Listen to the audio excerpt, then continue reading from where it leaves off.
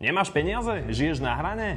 Tvrdíš o sebe, že si chudobný? Systém ťa zožuje zaživa. Uvediem ti 10 bodov, ktoré ti otvoria oči tak, že ti bude až nevoľno a 10. ťa zabije. Nemať peniaze je problém a nie len ten, že ich nemáš. Dôležité je aj to, že máš všetko drahšie. Poprvé, úvery.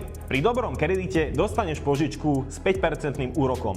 Pri zlom 20%. Rovnaké auto ťa stojí o niekoľko tisíc eur viac. Po druhé, prečerpanie. Prečerpáš účet o 5 eur. Banka ti napáli pokutu 35 eur. To je efektný úrok 700%. Takéto poplatky platia ľudia s najnižším príjmom.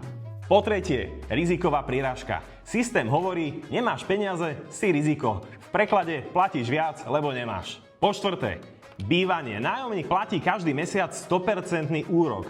Nič mu z toho nezostane a vlastník si medzi tým buduje majetok. Po piaté, teória čížiem. Bohatý si kúpi čižmy za 50 eur na 10 rokov a chudobný za 10, ale každý rok. Za 10 rokov minie raz toľko a aj tak má mokré nohy.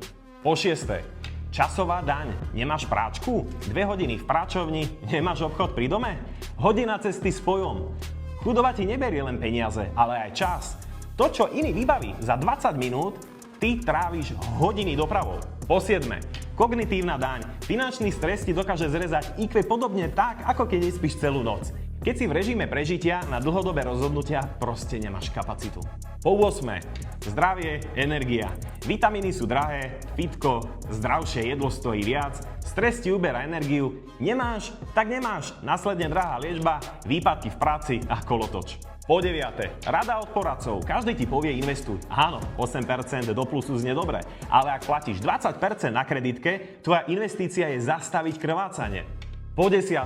Len málo komu sa podarí zmeniť tento stav samému. Požiadať o pomoc s rozpočtom, plánovaním, vytvorením rezervy, oslobodením sa vyžaduje istú dávku odvahy. Nájdi sebe odvahu na najbližšie 2 minúty a vyplň kontaktný formulár v bio alebo napíš do komentu odvaha.